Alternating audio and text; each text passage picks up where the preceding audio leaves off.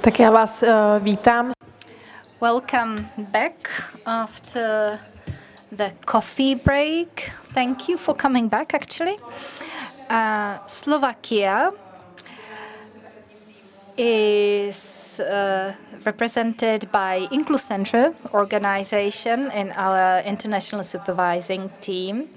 And when we were looking for organizations for the international supervision team within the V4 countries, we hadn't known INKLUCENTRUM. And after I saw their website, I actually figured out that they are Joseph in Slovakia, or an organization very similar to ours. So, Zuzka, I would like to ask you to introduce your organization and what you do in your organization called INKLUCENTRUM.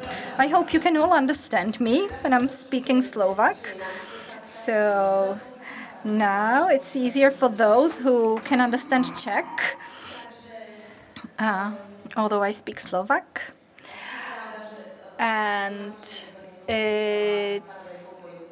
like 2 weeks ago in Brno, I asked for a soup and for a napkin, and the waitress in the restaurant did not understand. She could not understand what I was saying. So if you have troubles understanding what I'm saying, please let us know. We'll try to help you.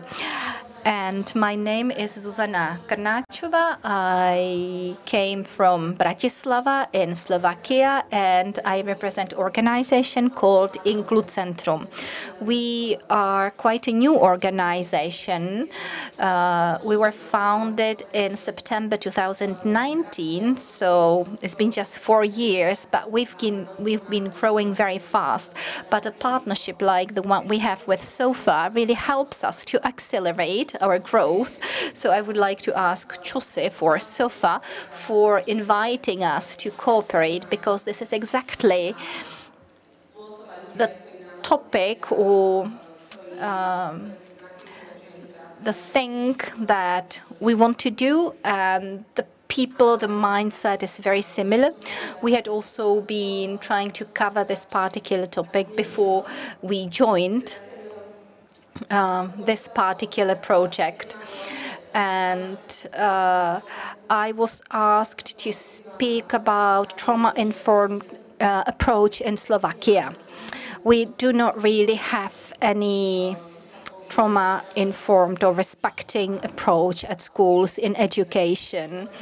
It's a blank leaf of paper right now, so we still have to learn how to do this. But what we can do, and I think this is a very innovative thing that we can do, and I'm really proud that INKLUCENTRUM contributed to this, is a complex approach to trauma at schools. And before I get to this, I would like to present data from Slovakia. There's not much data that we can share, and I really admire my colleagues in other countries that they are able to collect the data, because without the data, you cannot move forward. You do not know what you need, actually, what you need to change within the system, what you need to implement. And so based on the information we have, this is violence on children. It's some 20%, and we actually calculated this with my colleagues from the Czech Republic earlier, and the numbers are similar. So Slovakia has got 5.5 million inhabitants, and roughly, if we extrapolate the number, it's 180,000 children are at risk of violence, some kind of violence. The number of children who have been reported as victims of violent or abusive behavior, as you can see, the reported numbers do not really correspond to what is probably happening.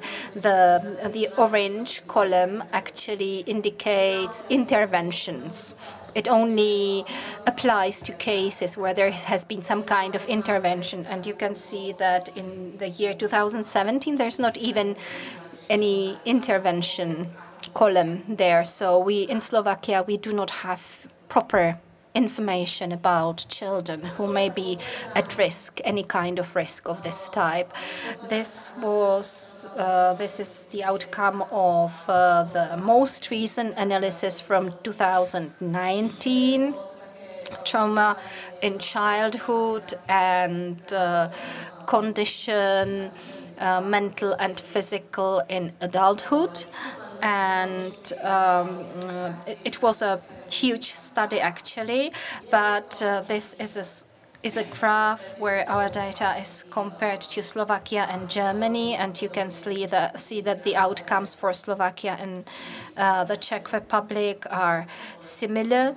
So in Slovakia, we're actually looking at your research, at your data, and based on your data, we try to come up with our data, but still we see that the numbers are high. What I would like to talk about today are school support team or support teams at schools that we have in Slovakia. And just a few comments about the history. You will not see it written anywhere. Some 7 years ago, and of course, this started much earlier, but 7 years ago, I was working as an external therapist at elementary schools. I had individual sessions, group sessions with children, and I got to know my colleague, Viktor Kryžo, who is the current director of INKLUCENTRUM. And together we stayed in touch. So sometimes we worked together, then we did not see each other for a while. And some years ago, we started to work at an elementary school together.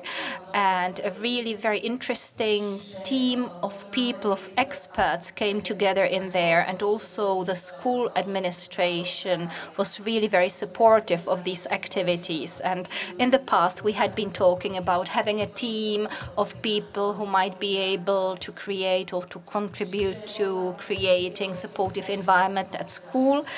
And basically, based on these discussions, and thanks to the support of this particular school, we were able to start working on our project. And my colleague, he studied like at 3 universities at the same time. I also had some previous experience, and we really started from scratch together with the people from the school. And we had direct contact with the children in there, with the school administration, and the school did not enjoy very good reputation at the time, really, because all the children who had some problems with their behavior, they were displaying demanding behavior, were sent to this particular school, and these children were coming from difficult backgrounds. And we started working there, and it took us 4 years to build the team, to meet different people, to actually look for ways how to share information between us, how to support teachers, how to support children. And of course, there were phases during the time. Sometimes we were happy, sometimes we were completely desperate. And sometimes we actually put out fires at the schools because the situation at school might have been very difficult, and some teachers would come and ask me, I have troubles with this kid in my classroom, please come and fix the child. I cannot do it anymore. So we were trying to see how to balance our position of an expert at the school. This means psychologist, social teacher, other expert at school. So how to balance this role and supporting of teachers, because we started to see a lot that teachers themselves need support. Unless teachers are supported, children cannot be supported, because if the teachers have no resources left. They cannot really help children. And after we figured that out, it changed our perspective of how we should work.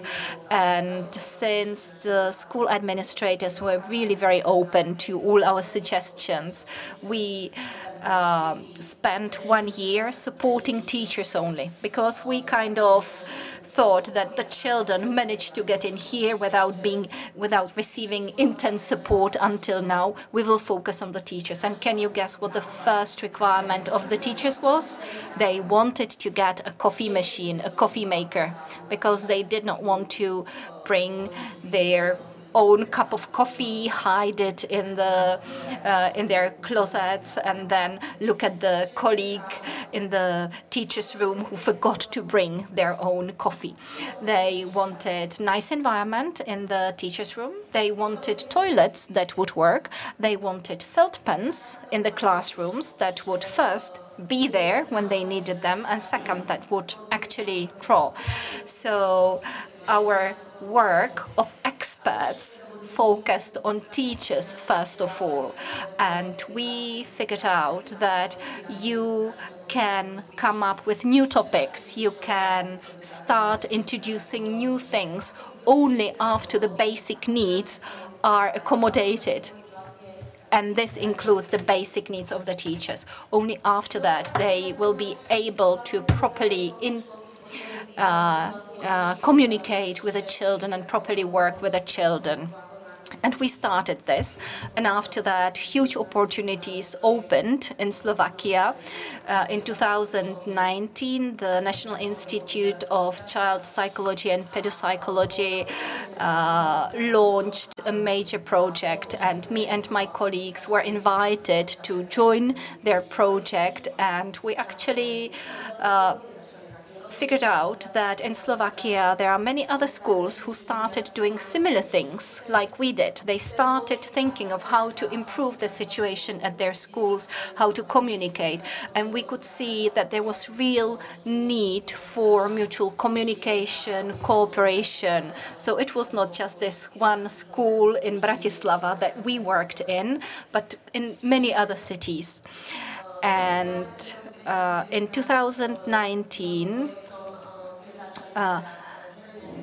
after this project was launched, we started to sum up the experience we had gained before we started to communicate with other colleagues in Slovakia. We have school support team embedded in legislation, which are in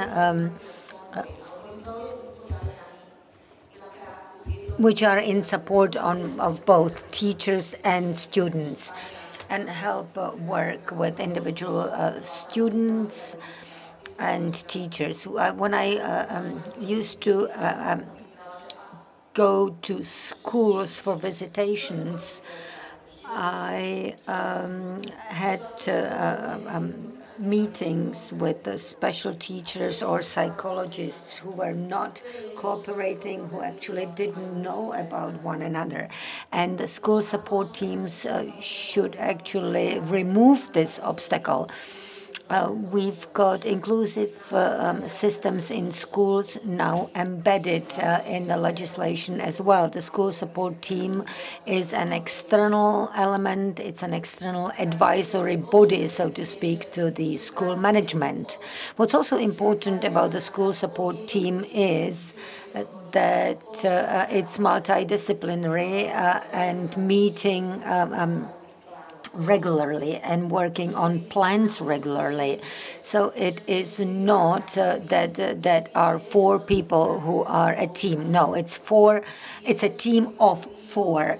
We know what the others are doing. We appreciate one another, and we work together in intervening when necessary. We realize that sometimes we cannot avoid conflicts.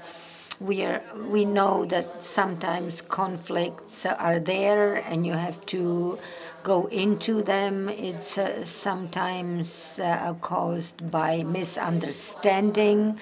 And there are many situations at school. Almost every day there are misconceptions, misunderstandings. What is really important in this respect is reflection. We need to work with new things, with maybe even vocabulary that was unheard of 5 years ago, to be able to accept the fact that we've got a conflict. We need to be safe. We as a team need to feel safe. I cannot work with people whom I cannot trust. If you want to do intervention or supervision with somebody working on a conflict and you don't trust the person, it's impossible. We have been trying to support faculties and school management and trying to set common goals. I'm very happy that we've got legislative background at the moment. It stipulates that for the purposes of inclusive education, schoolmasters may set up a school support team. And not only that this is included in the legislation, but the legislation also stipulates who coordinates, who ensures the application, etc. School support teams can now cooperate on curricula. Curricula have been so far only the responsibility of teachers, and school support teams had very little say in that. But at the moment, thanks to this amended legislation, we as school support teams can actually have our say in curricula. We can help provide for safety for children, for example. We had cases when school rules dictated, for example, that girls cannot wear makeup to school, and there are disciplinary measures. But there are girls who need makeup. In a way, some girls are not self-confident without makeup. Some girls want makeup to sort of hide behind it. And we communicated with the management, why a ban on makeup? We were trying to explain that if we put ban on makeup, it can have negative impact on numerous girls, and it, in a way, makes no sense. We are also happy that now we have embedded in law that school support teams can help school staff as well. It's never been so. At universities, it's still not there. We need to work on that as well. It's not only about this new amended section on school support teams, but the legislation also introduced 5 levels of support. And the legislation also embedded a position of a coordinator of the school support team. We have a colleague from one of our universities who works on teaching special teachers and also educating future coordinators of special school support teams. The support levels are very important. It's very similar to what my 4 speakers have been talking about. It's about working in the classroom, setting up the right environment, prevention as well, not firefighting, real prevention, and also an kind of an everyday efforts. Trying to understand the rules, trying to understand the mechanisms of behavior and consequences. Next, what's really important is that school support teams are now perceived as an integral part of the system. It's yet another group of people who need support. We all need support. And school support teams also do need support. And we were looking in the system for who should be helping. And that's most probably psychological and consultancy centers, which are usually connected to schools. Now we are developing a system under the umbrella of which there will be somebody there who will be able to help the school support team members. We have a lot of graduates, university graduates, who know very little about what we are talking here today, and we want them to be applying these principles, but they are actually unaware of them. There is yet another element which has been embedded in the legislation, and that is multidisciplinary cooperation and support measures. Maybe you want to ask how many support personnel we actually have. These are the figures. In Slovakia, special teachers, psychologists, or other expert staff usually work full-time. We've done a lot of work in that field because it used to be part-timing only. At the moment, these experts are employed full-time. PA means teaching assistant. We don't have enough of them. We have 2,400 of them only, but we need 12,000 altogether. The Minister of Education, who is no longer in that position, kept telling us that we don't need that many, but we do need that many. We need more than 7,000, what he was planning. We have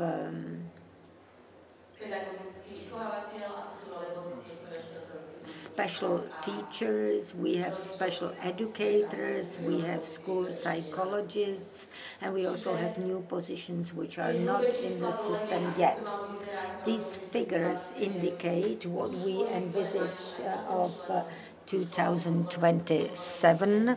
We've got schools which have more than 4 members of the support team, maybe 7, 8, but we also have schools where there is none. It really depends on how the school management and the headmaster perceive that and what type of support these teams receive. What's really important is that we've had a chance to create training blocks for school support teams. We did it at our research institute, and we have already trained 321 people. We've got altogether 900 people whom we need to train. The response has been very positive. And it was not only about training, but also about networking and multidisciplinary approach. So we have also created training programs in coordination of guidelines and methodologies. We have trained 67 people as providers of methodologies. Inclusive education is not only about children, but it's about providing support to each and every person at each and every school. Inclusive education is teamwork. We all have to learn to work in teams, and it's actually never ending. It's lifelong training and education, because if you get a new person, a new member of the team, you have to re-educate everybody. We started talking about training parents as well, not only teachers. Just for your interest, at our INKLUCENTRUM, we have this one passion. I think passion is the right word. Our manager calls it passion. We keep making these leaflets and bulletins and newsletters. We've got to the left, school support team newsletter. You can find that all on our web. We've been trying to, in a very brief and clear way, using pictures, present all the main themes and ideas. We believe that these handouts serve not only as support teaching material or training material, but also as a source to gain more insight. There are more handouts and leaflets currently being made by our research institute. These you're looking at now are very detailed. For example, there is a manual for schoolmasters or for headmasters on how to lead school support teams. Headmasters are very important for support teams, and therefore we need to train them. And we also have guidelines for counseling and psychological centers. Once we started doing this, we've been meeting interesting people, interesting schools. We work with individuals, teams, entire schools. We've been providing short-term training, long-term education as well, and we've been witnessing quite a lot of teachers who are really without any support. The situation is quite horrible, and it's really difficult to train people to disseminate information to those who lack support. Plus, we expect them to disseminate the knowledge. The problem is hierarchy. At schools, people fear that they may be laid off, that they may not get benefits, that their wages will be even lower. You know, in our country, wages at school, at education are pretty bad. And if you lose your personal benefits, then it's really, really bad. Schools are not connected, and we are introducing new elements there. It's not easy. And we keep explaining to schools that support teams are not elite teams, that people who, you know, have a universal key to all problems. That's not true. The teams are not there for this purpose. Without teachers, school support teams cannot support children. They do need teachers, and we keep telling teachers that that's the case. Each and every person at school's got his or her own position. It's like a beehive, you know, everybody's got their own job. And if they don't do the job properly, the beehive will die. We need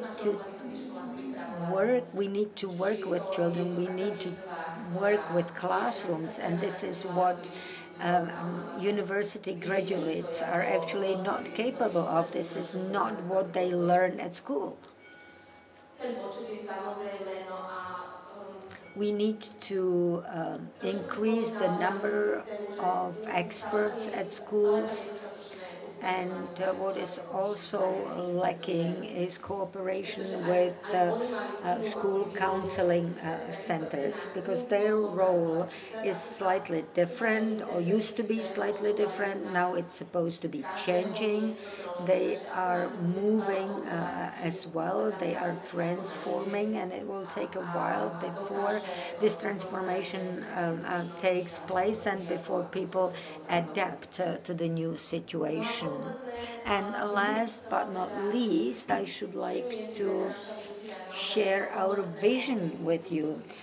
We have a vision that the approach should be complex. We've had this vision for about 15 years, and we still keep working on it.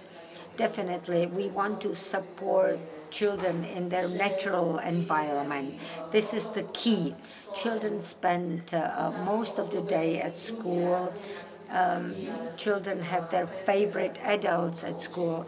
When I was a kid, I liked subjects that were instructed by my favorite teachers.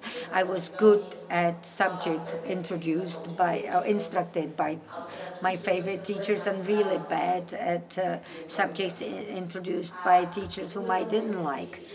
And that's been the case ever since, isn't that right? School is about peer support, especially secondary schools live and die with peer support. And we've had quite a lot of experience with peer groups and intergenerational groups as well.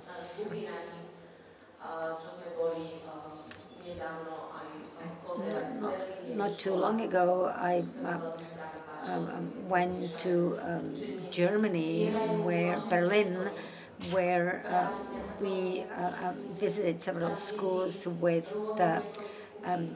peer groups of different ages.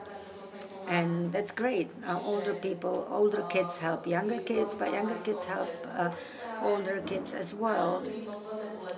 These are our 3 most recent handouts, bulletins. Therapeutic groups, the one to the left. I believe that group therapy is really important. We are a bit higher in the support triangle. It's not the baseline only.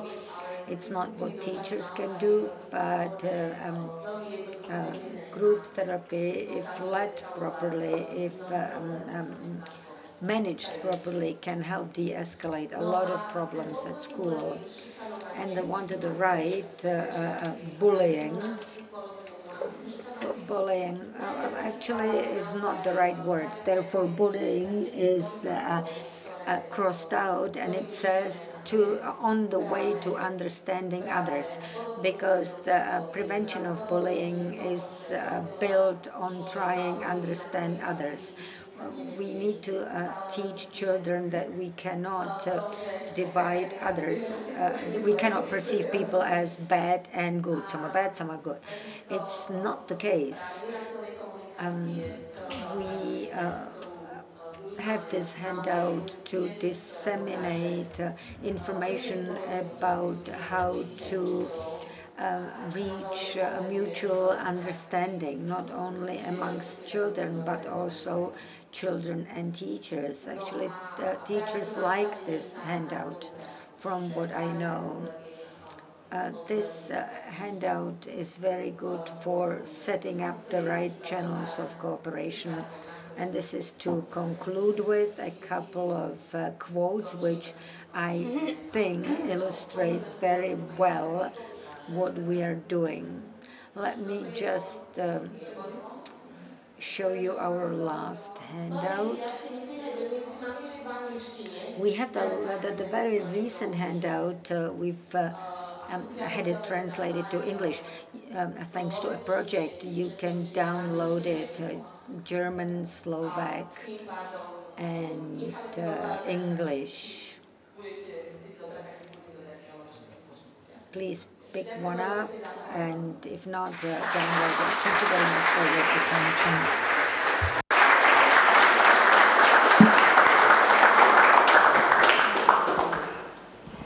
Děkujeme Zuzaně za sdílení zkušeností ze Slovenska.